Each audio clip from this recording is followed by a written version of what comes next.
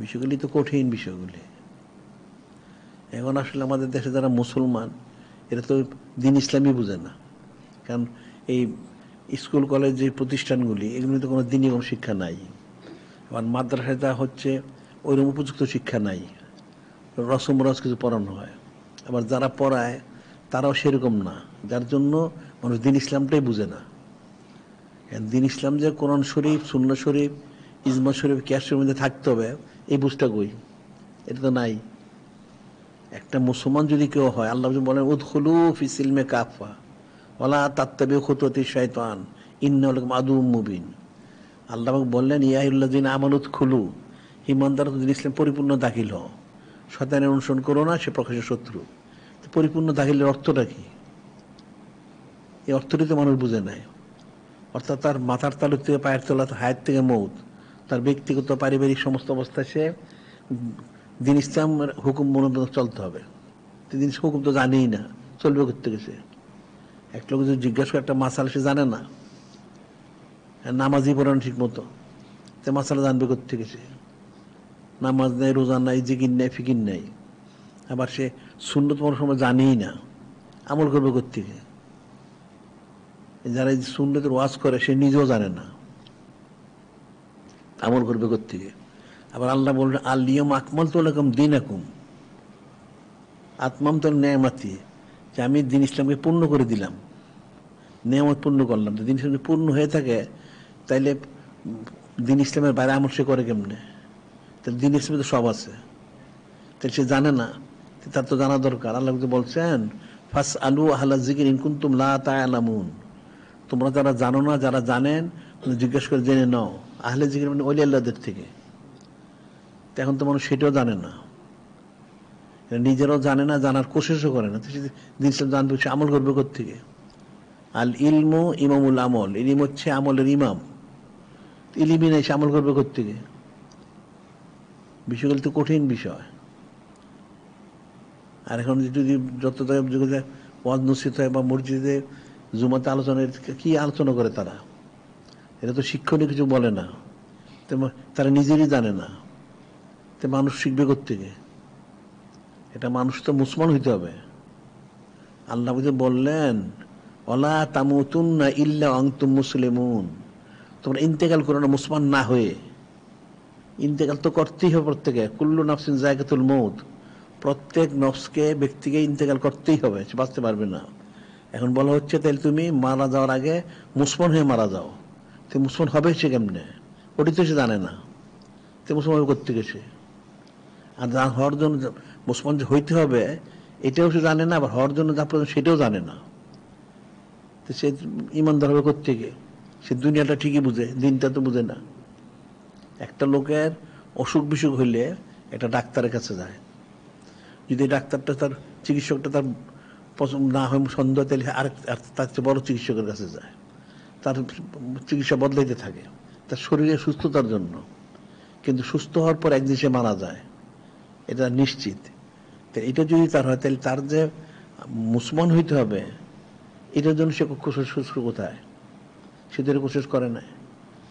তার জাহেরি সুস্থতার জন্য সে অনেক টাকা পয়সা খরচ করলো, তার যদি সুস্থ হয় একদিন সে মারা যায়, তাহলে তার বাতিনি সুস্থতার জন্য, অর্থাৎ মানুষ মুসলমান হওয়ার জন্য যে প্রয়োজন সেটা সে কোশিশ করে না, এক পয়সা খরচ করে না, সে কোশিশও করেন না, সে বুঝে না, জানে না। এই কথা তো চলবে না, এটা সে নাজাত পাবে না। আল্লাহ যে কোরআনে বলছেন ইয়াউমা তুকাল্লিবুহুম ফিন্নার, ইয়াউমা তুকাল্লিবুহুম ফিন্নার, যখন মানুষকে জাহান্নামে আগুনে জলসায় দেওয়া হবে তখন তারা বলবে, ওই যাদেরকে জাহান্নামে আগুনে জলসায় দেবে, ইয়াকুলু রব্বানা ইন্না আতানা সাদাতানা কুবারানা ফাদাল্লুনা সাবিলা, ইন্না আতানা সাদাতানা ওয়া কুবারানা ফাদাল্লুনা সাবিলা। যে আল্লাহ পাক, তারা বলবে, তারা তাদের সময়ের যারা বড় দিনদার হোক, দুনিয়াদার কথিত যারা আলেম, সুফি, দরবেশ বা আমির উমরা, রাজা বসে তারা অনুসরণ করছিল, তারা তাদেরকে গোমরা করছে। এদের বক্তব্য বলে তোমরা যে এদের যে আগুনে জলসাবে আগুনে, তখন তারা বলবে যে কেন তারা আল্লাহ পাক ওনার হাবিবকে অনুসরণ করলো না? কেন করলো না? এটা তাদের সমসাময়িক যারা ছিল তাদের করছে, এই জন্য তারা এরও গুমরা হচ্ছে, তারা গুমরা হচ্ছে, এখন তাদের তারা বদ্ধ করবে রব্বানা আতিম দিফাইন মিনাল আযাব আলহাম লানাল কাবীরা। তারা বলছে আল্লাহ পাক এই সমস্ত লোকের জন্য, এই সমস্ত লোকগুলি জাহান্নামে গেলে এখন তাহলে তাদেরকে দ্বিগুণ শাস্তি দেন, বড় লানত বর্ষণ করেন, করা হবে। সে তো নাজাত পাবে না, সে তো জাহান্নামে যাবে। এই জিনিসটা সে বুঝলো না, সে মনে করলো যে হয়তো তার উদ্ধার তো হবে না, সে উদ্ধার পাবে না।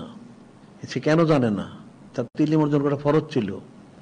সে দুনিয়া সব শিখছে, টাকা পয়সা কামাই করে খায়, সংসার সব দুনিয়া ঘর বাড়ি সে করে। তাহলে তুমি এত কিছু বুঝলা, তুমি আল্লাহ ওনার মহব্বতটা বুঝলা না, নূরে মুজাসসাম হাবিবুল্লাহ হুজুর মহব্বতটা বুঝলা না, তো ওনাকে তুমি কেন অনুসরণ করলা না? তোমার এই এখন তোমার কথা কাজ হবে না।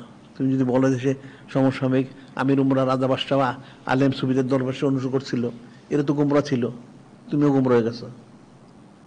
এখন তাদের শাস্তি বাড়াই দ্বিগুণ কেন, 14 গুণ দিলে কি?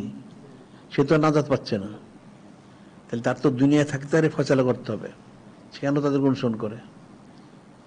বুঝে না আবার কেমনে? দুনিয়াটা তো 16 নাই বুঝে। একটা চাকরি করলে কোথায় বেশি বেতন পাওয়া যাবে ওইখানকার চাকরিতে সে যোগ দেয়। ব্যবসা করলে কোন মালটা বেশি, ব্যবসা করলে বেশি পয়সা পাওয়া যাবে সেখানে এসে ব্যবসাটা করে। তো দুনিয়াটা তুমি 16 না বুঝো, তুমি দিনটা বুঝলে না। তোমার দুনিয়া ক্ষণস্থায়ী, তুমি না 100 বছরই বাঁচবা, তো এরপর তোমার মৃত্যু হবে, তাহলে তুমি এরপরে যাবে কোথায়? তোমার 100 বছরের জন্য তুমি অনেক কোশিশ করলে, অনেক কিছু ঘর বাড়ি সম্পত্তি করলে, তুমি যে পরকালে অনন্তকাল থাকবে সেখানে, সেটার ফয়সালা কই? তুমি সেটা কোশিশ করলে না, তাহলে তোমার জাহান্নাম ছাড়া কোনো ব্যবস্থা নাই। এখন তো সেটাই হচ্ছে, কারণ মানুষ সারাদিন দুনিয়ার জন্য মশগুল, সারাদিন দুনিয়া কামায় রোজগার, খাওয়া পড়া, ঘর বাড়ি এনে সে ব্যস্ত। তার পরকালে যে একটা জিন্দিগি আছে, পরকালে যে যেতে হবে, সেখানে যদি এক কাজ না করে জাহান্নামে যাবে, এটা সে ফিকিরই করে না। এই ফিকির তার তো সে তো উদ্ধার রেহাই পাবে না। এটা মনে করে যে আমরা জানি না, না তোমার কেন জানো না? তুমি তোমার জানা তো ফরজ ছিল। তুমি দুনিয়া সব বুঝলা, দিন বুঝলা না, এটা কোন নিয়ম হলো? এই জন্য কথা, কি মতে হারসাই দানিকে চিস্ত, কি মতে খোদরানা দানি আহমকিস্ত, কি মতে হারসাই দানিকে চিস্ত। তুমি সবকিছুর মূল্য বুঝলা, তো নিজেরটা তুমি বুঝলা না। তুমি যেটা মুসলমান, তোমাকে যে মুসলমান হইতে হবে এটি তুমি বুঝলা না। তুমি তো ঠিকই দুনিয়া কামাই করছো, তুমি পড়াশোনা করলা, চাকরি করলা, ব্যবসা করলা, অনেক টাকা পয়সা কামাই করলা, ঘর বাড়ি করলা, সবই করলা, তোমার গাড়ি বাড়ি সব হইলো, কিন্তু তুমি মৃত্যুর পর তোমার পরকালটা তুমি করলা না। তাহলে তোমার তো কঠিন শাস্তি দেওয়া উচিত, ওই শাস্তিরই তাকে দেওয়া হবে। মানে এই সমস্ত ওজোর খাই করে তো বাঁচতে পারবে না। একটা মুসলমানকে মুসলমান হইতে হবে, তাইলে যদি সে নাজাত পায়। কাফের তো কাফেরই, কাফের জন্য তো পরকাল নাই, তার জন্য তো জাহান্নাম ওয়াজিব হয়ে রয়েছে। তো মুসলমান যদি সে হয়, তাহলে তাকে নাজাতের ব্যবস্থা করতে হবে, আর সেও জাহান্নামে যাবে, তার দুনিয়াবী জিন্দেগি বরবাদ, পরকালও বরবাদ হয়ে গেল।